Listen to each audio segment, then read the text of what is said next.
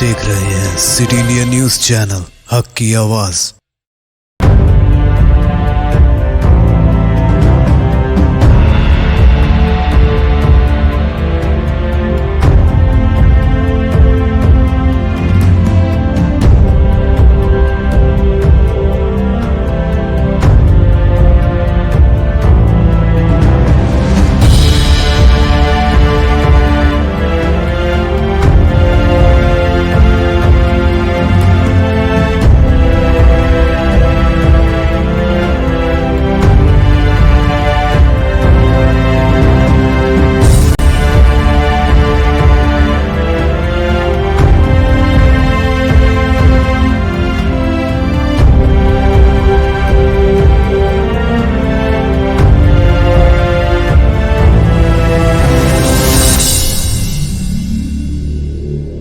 अस्सलामुअलैकुम नाज़रीन, आज की हमारी खुसूसी पेशकश में नाज़रीन, जैसा कि आप जानते हैं आज 6 दिसंबर है और आज का दिन मुल्क की तारीख़ में एक सयाह दिन के तौर पर देखा जाता है, क्योंकि आज ही के दिन मुल्क की जमहूरियत, कानून और अदलिया का मजाक उड़ाया गया था।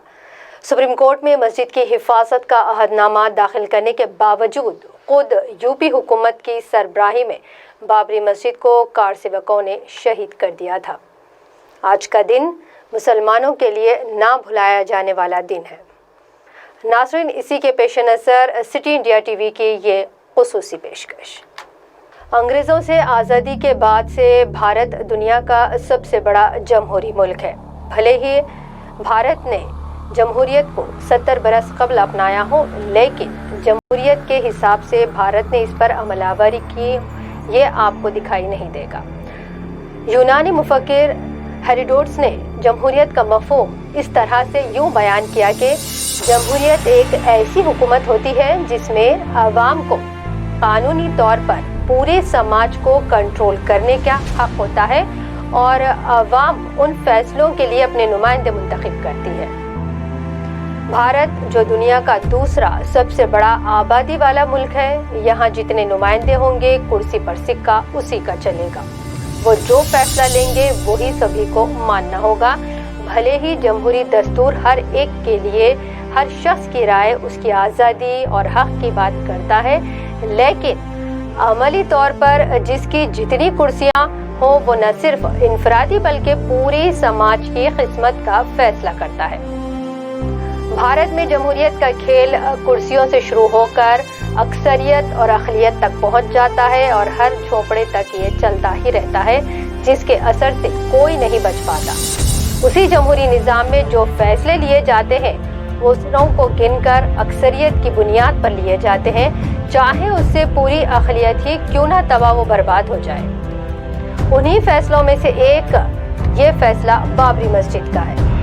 अंग्रेज अपनी हुकूमत के इस्तेहकाम के लिए यहाँ नफरत का वो बीज बो गए हैं जिसके निशान आज भी इंसान नुमा शयातीन के तौर पर इसके असरात 70 साल बाद भी आज लड़कपन में ही मौजूद है।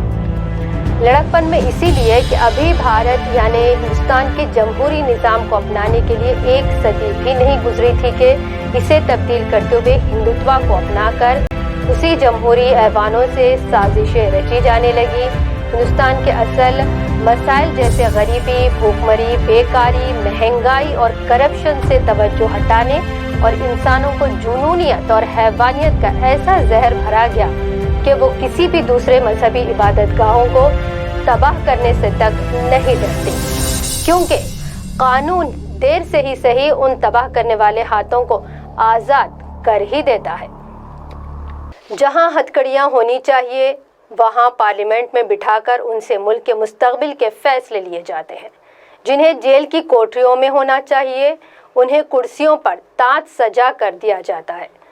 बाबरी मस्जिद मामला इन अल्फाज के हुर्फ बहुर्फ यूं तस्दीक करता है। मुल्क के retired chief justice Rajendra Sachar ने एक इंटरव्यू के दौरान अक्टूबर 2010 में बाबरी मस्जिद के पूरे मामले को सिर्फ 2 लफ्ज़ों में कहा था, क्राइम पीस। इससे पहले कि बाबरी मस्जिद के बारे में किसने क्या किया, क्या कहा, हम देखते हैं बाबरी मस्जिद की तामीर से लेकर तनाज़े तक की एक तस्वीर। سب سے پہلے بابری مسجد مغل بادشاہ ظہیر الدین بابر کے وزیر میر باقی نے 1528 میں تعمیر کروائی تھی۔ اس کے بعد سے تقریباً 350 سال 1857 تک اس مسجد میں باقاعدہ طور پر پابندی سے 5 وقت کی نماز ہوتی رہی۔ 1857 میں چونکہ بھارت کی پہلی جنگ آزادی جسے غدر بھی کہا جاتا ہے انگریزوں کو راس نہیں آئی۔ غدر کو کچلنے کے لیے انگریزوں نے ہزاروں مسلمان ہندو جیلوں میں بھر دیے۔ ہندو مسلم اتحاد کو توڑنے کے لیے انگریزوں نے اپنے چند مخبروں کا سہارا لیا اور دونوں کے بیچ نفرت کا بیج بو دیا، جس کے بعد بابری مسجد کو رام جنم بھومی اور رام جنم استھان بتانا شروع کر دیا گیا۔ حالانکہ 1856 میں ہی مسجد کے باہر چبوترے کی دعویداری کرتے ہوئے پوجا پاٹ شروع کی گئی اور اس کے 30 سال بعد 1886 میں رام چبوترے پر مندر بنانے کی درخواست کی گئی، جسے اس وقت کے مجسٹریٹ نے نامنظور کر دیا تھا۔ اس دوران 1949 تک بابری مسجد میں نماز جاری رہی، جسے خود سپریم کورٹ نے بھی قبول کیا۔ اب اس کے بعد 22 اور 23 دسمبر کی درمیانی رات چند لوگ مسجد میں مورتیاں رکھی اور پروپیگنڈا کیا گیا کہ رام للا پرکٹ ہو گئے ہیں۔ اس معاملے پر مورتیاں رکھنے والوں کے خلاف پولیس نے FIR درج کی اور سپریم کورٹ نے مورتیاں رکھنے کو غیر قانونی قرار دیا۔ اس وقت کے وزیر اعظم جواہر لال نہرو نے مسجد سے مورتیاں ہٹانے کا حکم بھی دیا تھا، جسے ڈسٹرکٹ مجسٹریٹ نے ماننے سے انکار کر دیا تھا۔ معاملے کو بڑھتا دیکھ کر سپریم کورٹ نے مسجد کو تالا لگانے اور نمازیوں کو مسجد سے 200 میٹر دور رہنے اور ساتھ ہی ساتھ رام للا کی مورتی کو اکیلے نہ رکھنے کا جواز دیتے ہوئے پوجا ارچنا کے لیے ایک پجاری بھی مقرر کیا، جس کی ذمہ داری رام للا کی پوجا کی جانے لگی اور یہ عمل 1986 تک روزانہ لگاتار جاری رہا۔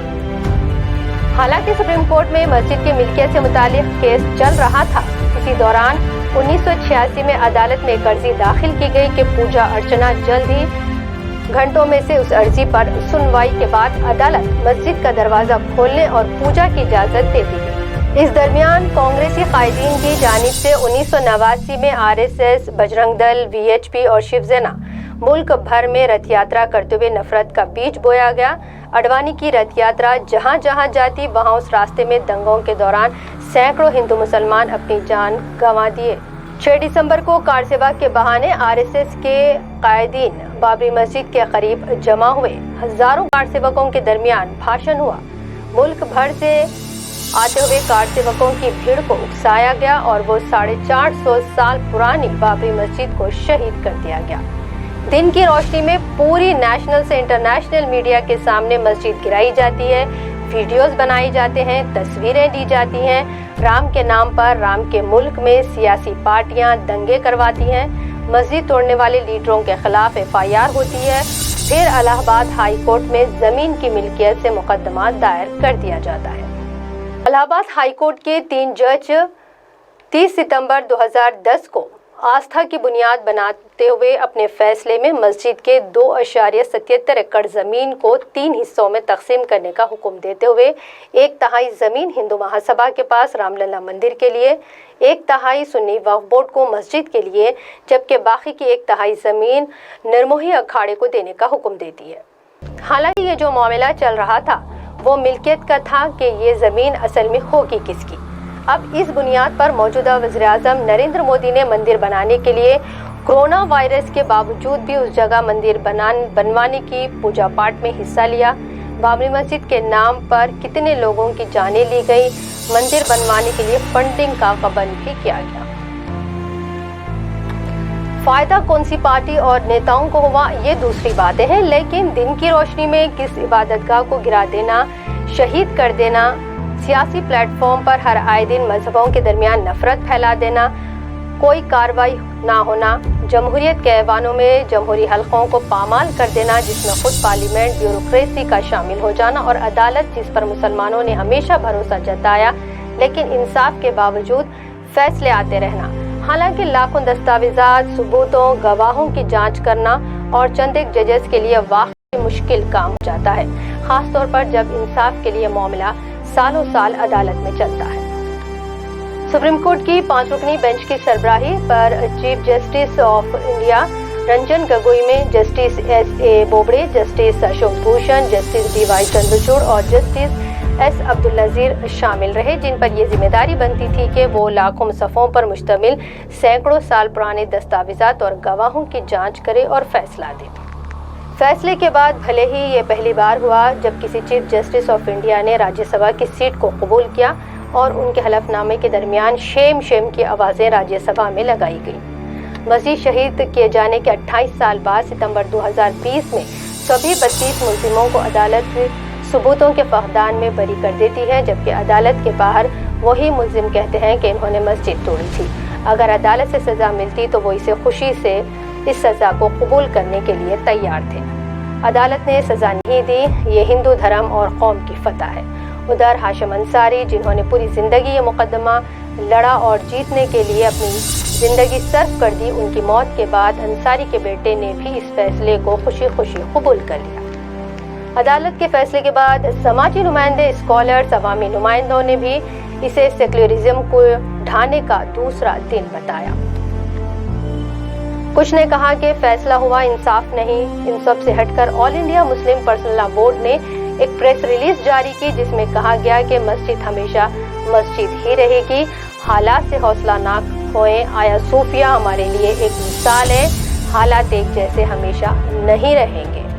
बहरहाल पूरी बाबरी मस्जिद का जो मामला रहा, इसमें मुस्लिम तबके की जानिब से बार बार पूरी तरह अदालत पर हमेशा भरोसा जताया गया, हर बार अमन की अपील की गई। सेक्युलरिज्म का हलफ लेने के बावजूद वबाई दौर में भी भूमि पूजन किया जाता है, इस पर भी मुसलमान खामोश रहे, जिससे साफ जाहिर हो जाता है कि मुल्क का मुसलमान सेक्युलरिज्म चाहता है, इंसाफ और अमन, मुल्क की तरक्की चाहता है। लेकिन हर आए दिन मुस्लिम तबके को परेशान करने से मुल्क के सेक्युलरिज्म के ढांचे को नुकसान पहुंचता है। मुसलमान तबका अब भी यही चाहता है कि मस्जिद की जगह मस्जिद बनाई जाए, लेकिन जमहूरियत के तीनों सुतूनों में से कोई उम्मीद अब बाकी नहीं रही। और चौथा सुतून खुद हर दिन मुस्लिम शनाख्त पर हमला करता है। हालांकि मुस्लिम समाज का दानिश्वर तबका कहता आया है कि मामला सिर्फ बाबरी मस्जिद का नहीं, बल्कि मुल्क में मुस्लिम तबके के हाल और मुस्तकबिल का भी अक्कासी करता है। और अपने इसी आईने को अगर मुसलमानों को देखना हो तो वो बाबरी मस्जिद मामले में झांक कर देख ले। इसे मुस्तकबिल का रोड मैप इसमें तैयार करने में आसानी होगी।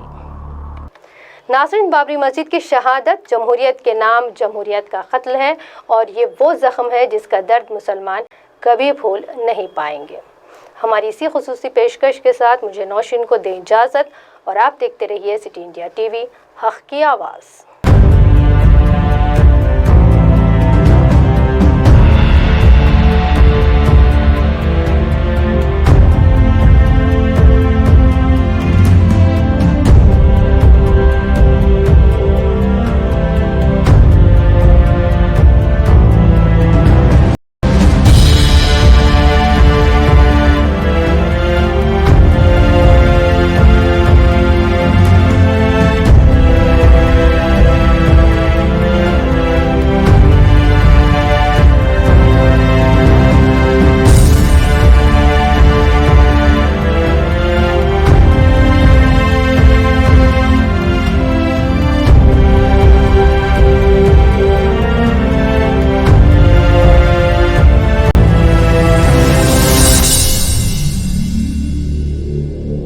दोस्तों, अगर आपको हमारी न्यूज़ और एंटरटेनमेंट तमाम प्रोग्राम पसंद आते हैं तो फिर लाइक करें, शेयर करें और सब्सक्राइब करें, और हाँ, बेल आइकॉन दबाना ना भूलें ताकि आप हमारी हर न्यूज़ और हर एंटरटेनमेंट प्रोग्राम से अपडेट रहें।